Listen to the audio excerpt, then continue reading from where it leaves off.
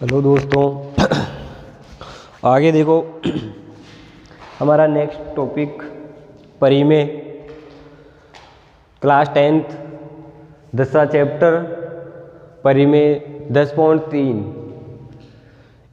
इसमें है त्रिभुज की भुजाओं के लंब समद्विभाजक संगामी होते हैं। इसमें बताना है कि त्रिभुज की भुजाओं के लंब क्या होते हैं, संगामी होते हैं। ये हमारे को सिद्ध करके बताना है। देखो जैसे ये त्रिभुज है, क्या बोल रहा है, जैसे ये बोल रहा है त्रिभुज के, अगर हम त्रिभुज को क्या क्या कर दें, लंब समद्विभाजन कर दें, यानी इनकी भुजाओं का लंब समद्विभाजन कर दें, तो उनका संगामी बिंदु क्या होगा वो बताना है हमारे को।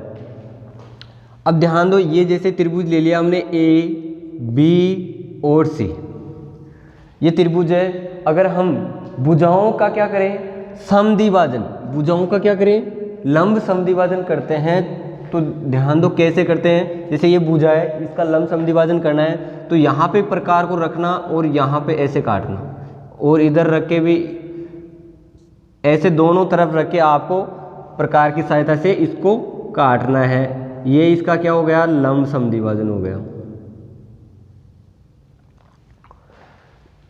इधर वाली भुजा का भी आप लंब समद्विभाजन कर लो, ये किया हमने, इसका भी लंब समद्विभाजन, तो ये कहाँ पर मिलेगा,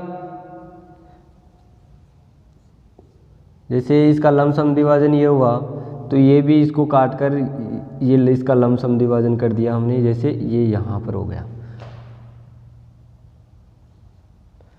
और इस रेखा का भी आपको लंब समद्विभाजन करते हैं, जैसे ये लंब समद्विभाजन होगा, ये भी इसकी भुजा, यानी इस भुजा का क्या कर दिया हमने, समद्विभाजन करके। तो इसका जो इस समद्विभाजन करने पर जो बिंदु हमारे को यहाँ पर प्राप्त हुआ है, चाहे उसको नाम दे दो, ओ नाम दे दो, चाहे कुछ भी, इस बिंदु का समद्विभाजन करने पर जो नाम आया है ओ, वो क्या है, इसका संगामी बिंदु। वो क्या है, संगामी बिंदु। अब ये मतलब ये संगामी बिंदु ओ है, वो क्या है, ये मतलब इसमें कौन सा वृत्त बनेगा, इसमें ये बताना है कि इस मतलब भुजाओं का संगामी बिंदु ये आ तो गया, इनको आगे बढ़ाने पर मतलब इसका संगामी बिंदु तो पता चल गया हमारे को, लेकिन इसमें यह भी बताना है इसको कि इसका करना कैसे है, मतलब एक तरह से मतलब संगामी बिंदु ये आ गया ओ। अगर मैं ये पूछूं कि इसका बिंदु फत क्या होगा, तो आपको इसको इस बिंदु का बिंदु फत कैसा होगा, मतलब परिगत वर्त होगा या परिगत वर्त होगा या अंतर्गत वर्त होगा।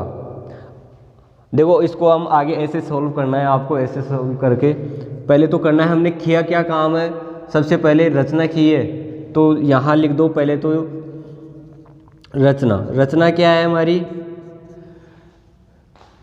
रचना में लिख दो कि ए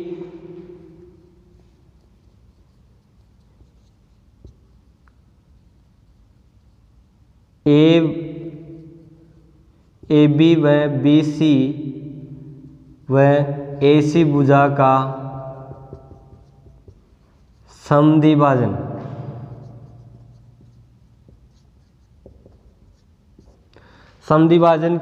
किया, और फिर जो समद्विभाजन बिंदु प्राप्त हुआ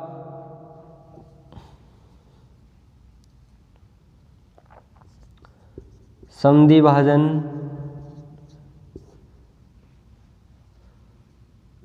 बिंदु, समद्विभाजन रेखा को आगे बढ़ाने पर प्राप्त बिंदु संगामी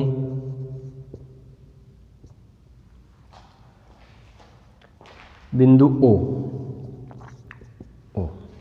ये रचना में हमने जो काम किया वो बता दिया। इसके बाद में हमारे को क्या करना है, जैसे इस रेखा को मैं आगे ऐसे बढ़ा दूं, देखो ये संगामी बिंदु है, अब ये क्या हो गया, मतलब ये दूरी इनका मतलब ये बराबर बराबर हो गया, ये इसके बराबर, ये इसके बराबर, ये इसके बराबर, ये इसके बराबर, मतलब ये बराबर बराबर हो गया है। अब इसमें देखो यहाँ पर इसके बाद में आपको क्या करना है, जो इसकी ये बिंदु प्राप्त हुई संगामी बिंदु, उसको हम इसके यहाँ से और इसको इससे और ऐसे ऐसे मिला दिया। अब आपको देखो इसमें करके क्या बताना है कि अब देखो अगर दो भुजाएं, उपपत्ति में क्या करना है कि ये दो भुजाएं, मतलब अगर इसकी ये दो भुजाएं बराबर है तो हम क्या जानते हैं, अगर इस पे लंब डालते हैं और इसकी दो भुजाएं बराबर होती है तो ये क्या होता है, ये दोनों भी बराबर बराबर होते हैं। यानी ये वाली भुजा ये वाली भुजा इस वाली भुजा के बराबर होगी। यानी हम क्या कह सकते हैं कि त्रिभुज, इसको जो ये हुआ है जैसे O A B C D E F ऐसे कुछ नाम दे दो, और इसमें बता सकते हो आप कि त्रिभुज बी ओ डी से व त्रिभुज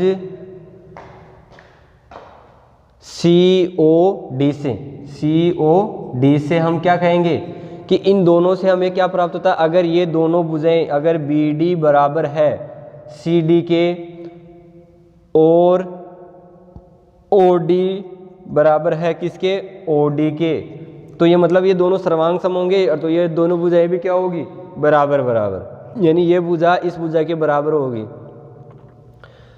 और अगर ये दो भुजाएं बराबर, मतलब ये दोनों भुजाएं और लंबवत है, तो ये यहाँ पे क्या बनाता है 90 डिग्री का, यानी कोण 1 और कोण 2। इनको नाम दे सकते हैं आप चाहे तो, कोण 1 बराबर होगा कोण 2 के। तो ये तो दिया है हमारे को, और ये उभयनिष्ठ है, और दूसरी बात ये लंबवत है। तो हम क्या कहेंगे, ये दोनों सर्वांग सम है तो ये दोनों भुजाएं भी बराबर होगी। तो हम क्या कर सकते हैं कि त्रिभुज बी ओ डी सर्वांग सम है त्रिभुज सी ओ डी के। तो अगर ये दोनों सर्वांग सम है तो हम क्या कर सकते हैं कि ये जो ओ बी या बी ओ बराबर होगा किसके, सी ओ के। ये बी ओ इसके बराबर होगा, सी ओ इसके बराबर होगा। दूसरी बात, अगर ये दोनों बराबर है तो ये बराबर क्यों है, by C P C T, यानी संगत भुजाओं के बराबर और संगत कोणों के बराबर होते हैं। कब, जब सर्वांग सम हो जाते हैं। अब देखो अगर ये दोनों बराबर हो गए तो हम इसी प्रकार हम क्या कर सकते हैं कि इस वाले त्रिभुज में ये वाली भुजा, मतलब ये भुजा इस भुजा के बराबर होगी, ये भुजा इस भुजा के बराबर होगी, यानी ये तीनों भुजाएं क्या हो गई, बराबर बराबर हो गई। यानी इसी प्रकार यहाँ हम कह सकते हैं, इसी प्रकार क्या होगा कि CO बराबर होगा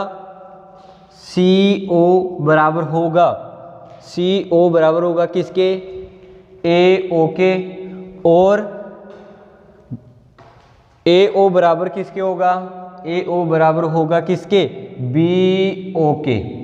यानी इसी प्रकार, मतलब इसी प्रकार क्या होगा, ये दोनों भुजाएं इसके बराबर होगी और ये इसके बराबर होगी। तो बात क्या इन तीनों से, यानी समीकरण 1 और समीकरण 2 और 3 हम कह सकते हैं क्या कि समीकरण 1 व 2 व 3 से क्या सिद्ध हो रहा है कि ये तीनों भुजाएं यानी OB, OC और OA, यानी OB बराबर है OC के, बराबर है OA के, मतलब तीनों ही चीज़ें बराबर है, एक ही बिंदु से है और ये तीनों बराबर है। तो ये एक तरह से क्या हो रहा है, ये एक क्या बना रहे हैं, तीनों बराबर है तो ये क्या बना रहे हैं, एक परिगत वर्त बना रहे हैं। क्या बना रहे हैं, एक परिगत वर्त। और परिगत वर्त मतलब आपने 14 प्रश्नावली 14 में देखा होगा कि परिगत वर्त कैसे बनता है, यानी इस प्रकार से। ये क्या हो गया इसका परिगत वर्त, यानी बिंदु O का परिगत वर्त होगा। यानी अगर ये तीनों बराबर हो गई तो ये क्या हो गया, ये एक तरह से त्रिज्या हो गई इस वृत्त की। भाई ये एक तरह से क्या हो गई, त्रिज्या हो गई। तो इससे बनने वाला वृत्त कैसे बनेगा, परिगत वर्त। तो हम क्या कर सकते हैं कि बिंदु O बिंदु ओ संगामी बिंदु है, संगामी बिंदु है और इससे बनने वाला वर्त क्या होगा?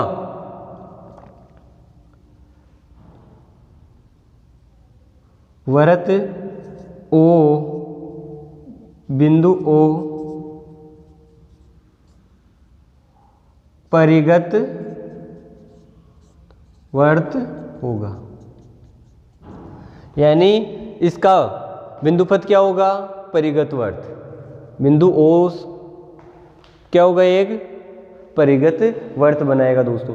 बिल्कुल इजी है दोस्तों, कुछ नहीं है इसमें। जैसे प्रश्न बोला है कि भुजाओं के लंब समद्विभाजन संगामी होते हैं, यानी भुजाओं के लंब समद्विभाजक, यानी समद्विभाजक बोल रहा है तो भुजाओं का आपको समद्विभाजन करना है। ये बात आपको रचना में बता देनी है कि हमने इनका क्या किया है, समद्विभाजित करके इनकी जो रेखाएं समद्विभाजन हुआ है उनको हम आगे बढ़ाए। और तो वो तीनों जो आगे बढ़ाने पर ये तीनों कहाँ मिलती है? एक बिंदु पर मिलती है ओ, जो क्या हो जाती है? संगामी बिंदु हो जाती है। और उसके बाद में आप क्या करो, इसके बाद में यहाँ से इस बी ओ को और सी ओ को और ए ओ को मिलाया। ये आप बता दो कि हमने इसको इससे मिलाया। और दूसरी बात, फिर इसके बाद में आप जैसे ये त्रिभुज बनते हैं, इनको एक को बता दो कि ये भुजा इसके बराबर होती है और इसी प्रकार ये भी इसके बराबर हो गई। तो हम क्या कर सकते हैं कि ये भुजा और ये भुजा क्या होती है? बराबर बराबर होती है। तो इसी प्रकार इसका एक क्या बिंदु ओ होगा, उससे बनने वाला वर्त कैसा होगा? परिगत वर्त होगा दोस्तों। आगे फिर देखेंगे परिमेय 10.4। इसी प्रकार बिल्कुल इजीली तरीके से दोस्तों